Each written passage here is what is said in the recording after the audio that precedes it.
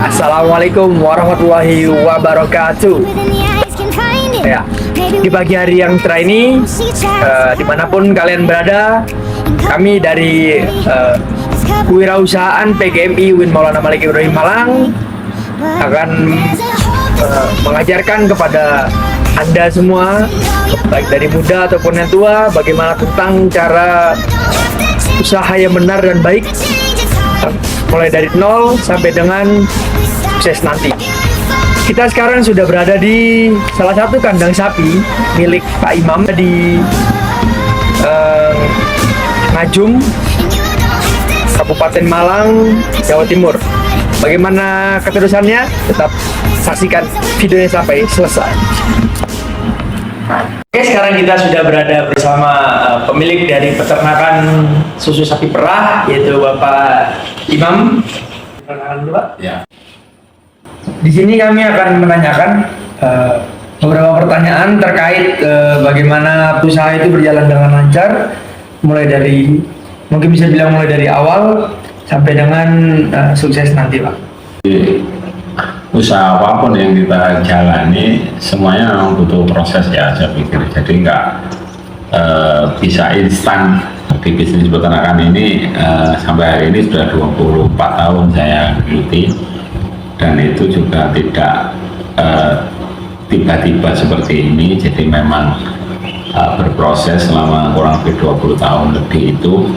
Dan yang paling utama memang ya kita harus selalu membuka diri bahwasanya ilmu soal apapun, kalau saya ilmu soal peternakan ini saya tidak pernah merasa paling bisa gitu. Jadi saya selalu belajar kemanapun, ke siapapun untuk terus mengupgrade kemampuan itu gitu. Jelaskan mengenai usaha yang sedang Anda jalankan pada saat ini. Usaha apa saja? Peternakan ini adalah memproduksi susu ya. Jadi sapi-sapi yang kami rawat itu kita ambil susunya, kemudian dari susu yang dihasilkan itu sebagian kecil saja yang kita proses menjadi produk siap saji ya, dengan teknologi yang sederhana lah ya, susu pasteurized atau yogurt seperti itu, tapi kecil ya, volumenya kecil. Hari ini kita produksi 200 liter per hari. Yang banyak adalah kita masukkan ke pabrikan. Kami kerjasama dengan Nestle, bikin Nestle Indonesia. Jadi seluruh produksi kami banyak kita masukkan ke sana. Jadi kita cuma memproduksi susu segar, kemudian kita simpan. Kami ada pendingin yang bisa menyimpan itu, kemudian 2 hari sekali kita bawa ke pabrik. Memang bisnis ikutan dari peternakan ini sebenarnya banyak. Jadi kalau kita mau mengelola limbah dengan baik, ya itu menjadi sub unit bisnis yang bisa kita kerjakan sebenarnya itu. Tapi yang sementara ini kita masih fokus di susunya. Seperti itu. Siapa target pasar Anda untuk susu-susu Anda yang telah Anda produksi itu? Siapa target yang Anda pasarkan? Apakah hanya di PT tersebut, ataukah ada warga, atau hanya ke pabrik tersebut? Sebenarnya pabrik, karena kalau kita bicara produk susu itu regulasinya panjang. Jadi kita nggak bisa memproduksi susu kemudian kita jual sembarangan, tidak bisa. Jadi yang paling utama mungkin hampir 90% gitu boleh dibilang kita masuk ke pabrikan. 10% nya kita olah, dan itu istilahnya masyarakat kecil saja yang beli langsung ke kita dan kita layani biasanya. Kalau ditanya pemasaran yang paling besar ya kita masukkan ke pabrikan. Selanjutnya, apa yang memotivasi Anda untuk memulai bisnis ini, Pak? Yang motivasi utamanya memang dulu pengen bantu orang tua lah, tapi karena sekarang orang tua sudah meninggal dan alhamdulillah saya masih bisa menghandle bisnis ini, ya akhirnya sekarang jadi pekerjaan utama saya lah, ibaratnya seperti itu. Peternakan ini menjadi pekerjaan utama saya ya, sehingga saya harus fokus di sini. Jadi kalau motivasi awalnya memang dulu bantu orang tua, supaya orang tua tidak terlalu berat, begitu kita bantu seperti itu. Bisnis sapi perah yang sudah Anda jalani ini bisa dihitung itu bisa termasuk turun-temurun dari orang tua. Betul, betul ya. Masaknya. Untuk nilai utama yang Anda pegang dalam melakukan usaha ini itu apa, Pak? Kalau ngomong nilai-nilai yang harus dipegang secara prinsip lah ya, di bisnis ini memang pertama itu kita harus tekun ya. Yang kedua memang kita harus bertanggung jawab itu terhadap apa ya, tidak terhadap diri kita sendiri tentunya. Jadi karena bisnis peternakan ini menghasilkan limbah, kemudian kita melibatkan banyak orang ya, kata-kata tanggung jawab itu penting kalau menurut saya. Jadi kita bertanggung jawab ke tim, kemudian kita bertanggung jawab ke alam gitu kan. Bagaimana limbah ini bisa kita kelola dengan baik, itu kan bentuk tanggung jawab kita ke alam gitu. Jadi kalau kita nggak bertanggung jawab ke alam, limbah kita kan kita buang begitu saja, udah nggak mau tahu saya, pokoknya udah lepas dari area peternakan saya, bukan urusan saya kan gitu. Itu adalah bentuk tidak tanggung jawabnya kita terhadap aspek dari bisnis ini. Yang mungkin dua itu cukup harus kita pegang ya, nilai-nilai yang istilahnya harus kita jaga betul. Maksudnya ketekunan itu memang akhirnya juga akan membuat kita terus bisa mengembangkan diri. Di dalam ketekunan itu memang banyak faktor yang akan kita dapatkan begitu kan. Di situ ada kreativitas yang harus terus kita kembangkan dan lain-lain gitu kan. Tapi yang lainnya adalah tanggung jawab itu tadi, sebegitu luas tanggung jawab kita, karena di bisnis ini kita juga akan kalau tidak dikelola dengan baik akan bisa menimbulkan dampak-dampak negatif. Dalam melakukan bisnis ini, tantangan yang dihadapi dalam usaha Anda itu apa saja, Pak? Namanya juga tantangan sampai hari ini pun semua usaha, semua bisnis itu dinamis. Jadi tantangan yang kita hadapi 5-10 tahun yang lalu akan sangat berbeda dengan sekarang atau 5-10 tahun ke depan gitu. Tapi kalau bisnis ini memang karena kita beternak, jadi kita berinteraksi dengan barang hidup, yang menjadi kendala utama itu memang ketersediaan pakan ya. Yang pertama, ketersediaan pakan itu kita harus betul-betul bisa memanage soal pakan. Kalau problem pakan itu bisa kita kuasai, bisa kita handle, tentunya itu akan cukup membantu kita gitu. Itu yang pertama. Jadi ketersediaan pakan itu harus menjadi concern utama kita. Yang kedua, pemasaran itu juga menjadi sesuatu yang harus kita pikirkan juga. Jadi kalau kita bisa mengelola hasil daripada produk susu kita, itu sebenarnya kita akan mendapatkan nilai yang lebih tinggi sebenarnya. Tapi sementara ini kita akan masuk ke pabrikan ya. Kalau ke pabrikan harganya kan tidak relatif tinggi karena kita tidak melakukan pengolahan apapun. Tapi kalau kita bisa mengembangkan di proses pengolahan susunya, misalkan langsung bisa kita olah menjadi minuman yang bisa langsung dinikmati oleh konsumen, ya saya pikir itu akan membantu peternak menaikkan nilai daripada harga susunya dan ujung-ujungnya akan meningkatkan kesejahteraan peternak. Jadi saya pikir untuk sementara ini memang kita berpikir terus bagaimana kita bisa menyiapkan ketersediaan pakan itu secara baik. Kemudian kita juga berpikir bahwasanya produk kita ini harus bisa maksimal harganya, kurang lebih seperti itu. Bagaimana cara Anda untuk memasarkan usaha susu Anda ini sampai bisa masuk ke pabrik tersebut? Harus melakukan beberapa assessment. Jadi kita sounding biasanya ke pabrik kalau kita sudah punya produk susu, kemudian pabrik akan melakukan assessment ke kita, beberapa pengecekan standarisasi daripada produk susu kita. Karena kalau kita ke pabrik itu everyday kita harus, tiap hari kita dicek susu kualitasnya, karena susu ini adalah produk minuman yang cukup krusial. Karena susu ini kan dianggap masyarakat, bukan dianggap tapi memang produk peternakan yang berupa cairan yang dia mempunyai nilai nutrisi yang cukup tinggi begitu, sehingga kita harus betul-betul menjaga nilai nutrisi yang ada di dalam susu ini supaya tidak terkontaminasi dengan hal-hal buruk, bakteri dan lain-lain sehingga itu perlu handle khusus. Jadi penanganannya harus memang dengan penanganan khusus, kita harus pahami itu, dan biasanya pabrik akan memberikan SOP soal itu. Kalau kita bisa melakukan SOP-nya pabrik, kita akan diterima di pabrik. Prosesnya jadi kurang lebih secara gradualnya seperti itu.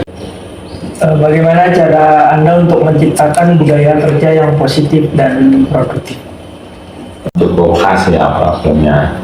Jadi kita ini memang memanage SDM itu tidak sama dengan memanage ternaknya gitu. Sehingga kita memang harus memakai hati dalam memanage tenaga kerja ini. Kemudian kita juga mempunyai mindset yang benar dengan memperlakukan tenaga kerja. Jadi tenaga kerja yang ada di sini memang saya menganggap bahwa mereka adalah partner kerja kami, tidak menjadi istilahnya itu tidak menjadi pembantu atau tidak, jadi partner kerja. Kalau partner kerja tentunya nanti kita akan saling membutuhkan. Jadi apa yang istilahnya itu nyaman dikerjakan bagi mereka itu akan kita coba verifikasi. Kemudian kalau memang semuanya oke, secara teknis oke, ya kita berlakukan sistem pekerjaannya. Tapi tetap landasannya adalah ilmu. Makanya di peternakan sapi perah itu salah satu contohnya adalah start pekerjaannya harus pagi. Itu tidak bisa ditawar. Itu harus kita jelaskan seperti itu, bahwasanya kalau mau masuk di peternakan kami supaya bekerja ya harus siap dengan bangun pagi, startnya di subuh seperti itu. Itu tidak bisa ditawar. Tapi pekerjaan yang lain kan kita bisa bicarakan. Intinya komunikasi menjadi satu hal yang paling utama dalam saya berinteraksi dengan karyawan, sehingga mereka ada keluhan apapun itu bisa tersampaikan ke saya dan kemudian kita carikan solusinya bersama. Kira-kira itu. Cara dalam mengelola keuangan usaha ini masih dipegang oleh sampean sendiri atau ada karyawan yang memegang sendiri? Saya menempati kandang baru ini semuanya masih saya handle sendiri, semuanya masih dihandle sendiri, mulai dari keuangan mungkin, kemudian dari penyediaan pakan dan lain-lain, itu semuanya masih saya handle sendiri. Dalam mengambil keputusan, langkah apa saja yang Anda lakukan sebelum mengambil keputusan tersebut? Jadi kita ada istilahnya ada teman-teman yang memang mereka expert ya, seperti dokter hewan dan lain-lain yang biasanya jadi rujukan kami untuk berkonsultasi, dan akhirnya kita bisa mengambil keputusan yang tepat dalam hal teknis.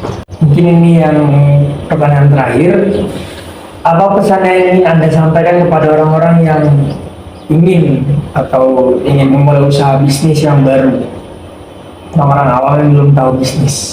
Memang kalau berwirausaha atau Anda sebut sebagai bisnis itu, banyak orang itu yang berpikir bahwasanya satu bisnis itu harus dimulai dengan modal yang besar gitu. Nah, saya punya pemikiran yang berbeda. Jadi di bisnis itu bukan modal dulu yang harus besar, tapi keinginan dulu yang harus besar. Setelah kita punya keinginan, kita punya rencana, jangan lupa untuk dieksekusi meskipun volumenya masih kecil. Karena dari eksekusi lapang itulah kita biasanya akan dapat mendapatkan banyak ilmu di sana.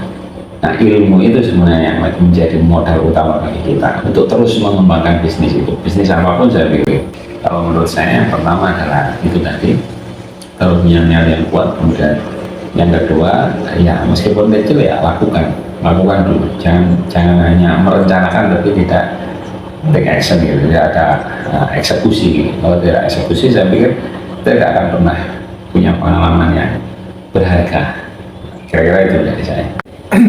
Mungkin itu adalah pertanyaan-pertanyaan yang dari kami yang bisa disampaikan kepada seluruh masyarakat yang ingin memulai suatu usaha atau bisnis kewirausahaan baru, mulai dari nol. Ya mungkin bisa kita tunjukkan proses ke kandangnya Pak, bisa melihat dari mulai sapinya, terus cara pengolahan makan sampai dengan pembuangan limbah-limbah yang tadi telah Anda sampaikan. Mungkin bisa Anda jelaskan bagaimana proses awal mula pakan untuk sapi perah ini Pak? Jadi pakan yang kami gunakan banyak menggunakan tepung jagung. Tapi kebetulan karena mungkin stok fresh tepung jagungnya tidak ada hari ini, kebetulan masih nanti sore datangnya. Jadi awalnya tepung jagung fresh atau yang ada ini mungkin rumput odot, ini masih dalam bentuk belum dicopper. Kemudian kita akan chopper dengan mesin ini, kemudian nanti hasil chopperannya bisa dilihat sendiri kurang lebih seperti yang ada di depan chopper ini. Nah, ini kita chopper dulu, kemudian setelah kita chopper kita berikan langsung ke sapinya dengan takaran-takaran tertentu seperti itu. Untuk yang berada di dalam karung-karung ini itu apa kira-kira Pak? Yang di karung ini adalah kita sebut sebagai silase atau pakan yang kita awetkan, karena dengan populasi yang cukup banyak, kalau kita tiap hari harus mencari rumput, saya pikir ini juga problem juga bagi kita, sehingga kita coba siasati untuk punya stok pakan atau kita sebut sebagai bank pakan. Jadi kita punya simpanan pakan yang cukup banyak. Kalau kebutuhan harian kita sekitar kurang lebih 800 kilo untuk sapi-sapi yang ada di kandang saya ini. Kalau kita punya stok hampir, saya hitung ini mungkin 25 ton lah ya, ada 25 ton. Sehingga kita sebenarnya safe, aman untuk kita tidak melakukan kegiatan mencari rumput selama kurang lebih 1 bulan. Nah, itu jadi yang ada di karung-karung ini sebenarnya adalah pakan juga, tapi yang sudah kita awetkan seperti itu.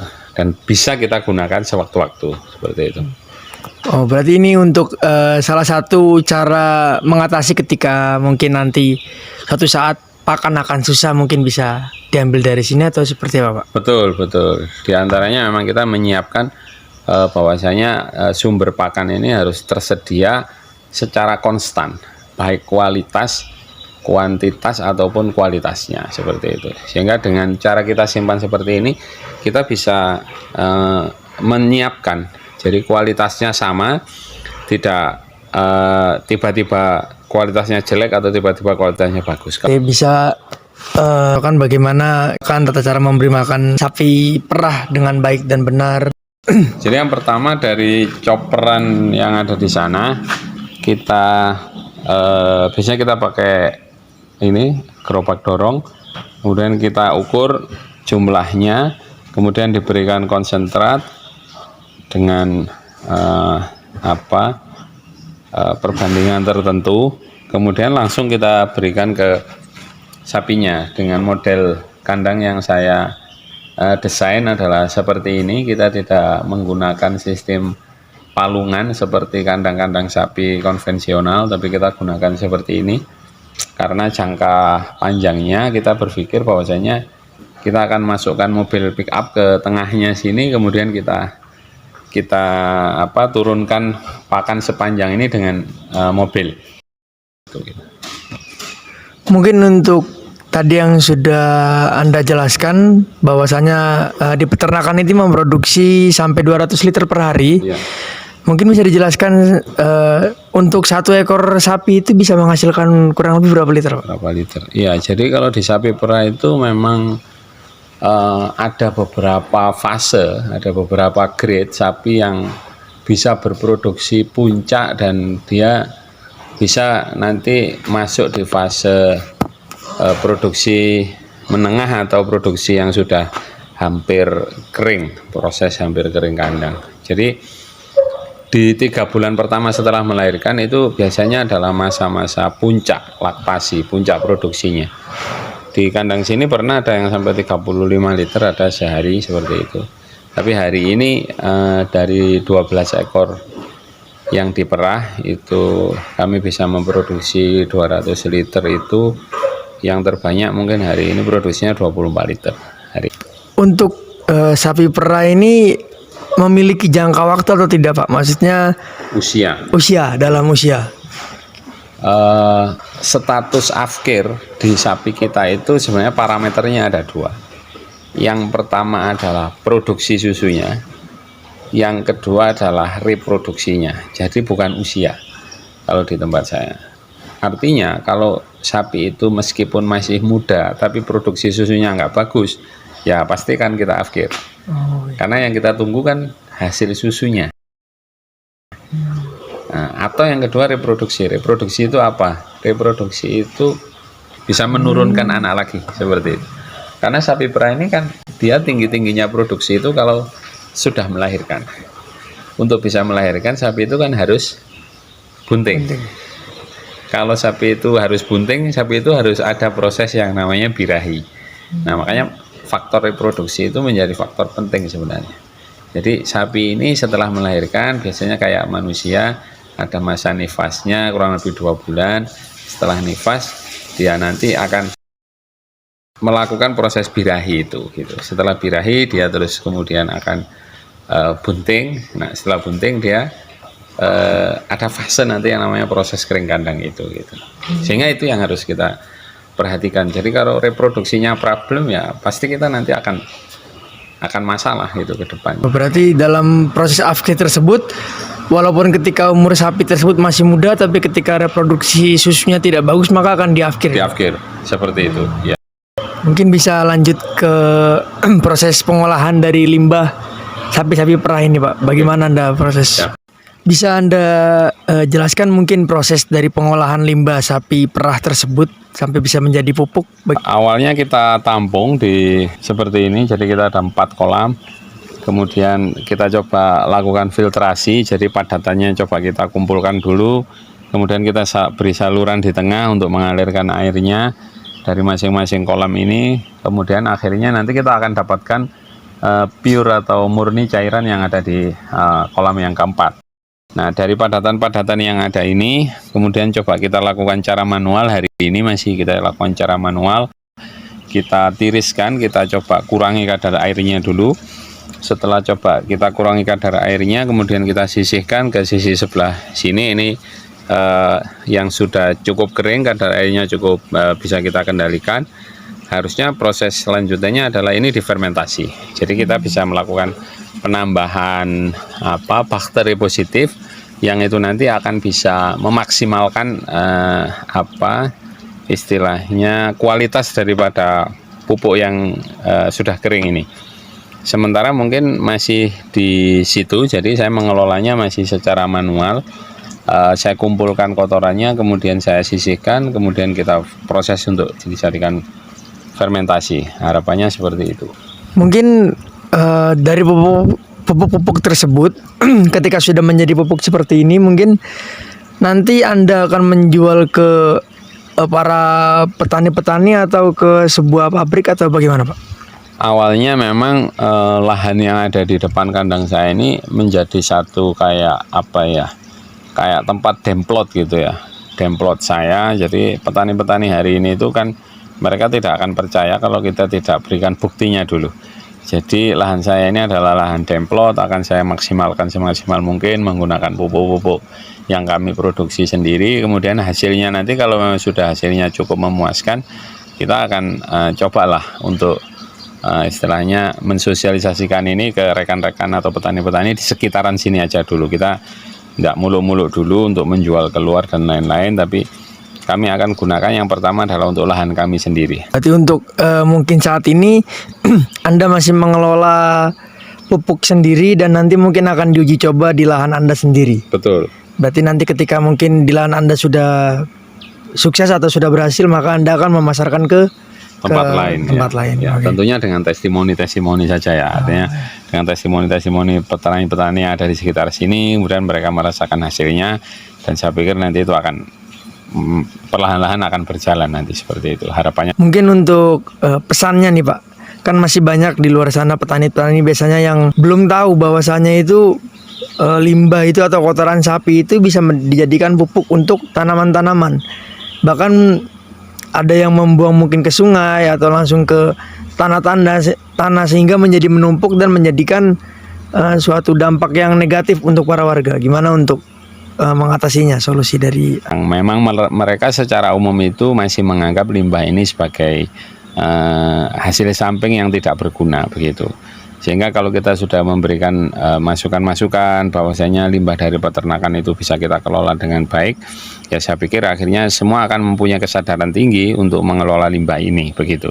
Dan akhirnya mereka akan bisa merasakan bahwasanya limbah-limbah yang dikelola itu juga akan menambah nilai di pertanian mereka. Saya pikir seperti itu. Oh, berarti selain hanya sapinya yang menghasilkan keuntungan, berarti limbah dari kotoran sapi tersebut juga bisa menghasilkan keuntungan, Pak? Betul. Jadi kalau sementara ini kalau di bisnis saya ini hasil utamanya adalah susu, sebenarnya kita bisa tambahkan nanti bahwasanya hasil tambahan yang lain adalah kotoran ternak ini. Jadi harus kita kelola dengan baik supaya berdaya guna, kemudian satu ketika kita bisa komersialisasikan untuk pupuk kandangnya, seperti itu. Mungkin cukup sekian perbincangan kita pada pagi hari ini. Semoga bisa digunakan oleh masyarakat di luar. Banyak ilmu yang telah saya pelajari juga dalam bisnis sapi perah ini. Mungkin pesannya Pak untuk para pemula atau orang baru yang ingin memulai usaha sapi bisnis ini, Pak? Bagi startup yang masih mau memulai bisnis itu jangan pernah takut dengan unsur-unsur permodalan atau apa. Jadi kita bisa memulai bisnis ini dengan sesuatu yang kecil dulu. Saya pikir persoalan permodalan jangan dijadikan kendala utama begitu, sehingga nanti kita bisa mewujudkan apa yang kita cita-citakan ini dengan start yang kecil dulu. Kemudian dari start yang kecil itu kita akan mendapatkan banyak pengalaman, banyak ilmu yang itu akan membesarkan kita nantinya. Saya pikir itu. Oke, mungkin itu saja perbincangan kita pada pagi hari ini. Terima kasih Bapak Imam. Siap. Atas semua ilmunya. Mungkin itu sekian dari kami, kurang lebihnya mohon maaf. Assalamualaikum warahmatullahi wabarakatuh.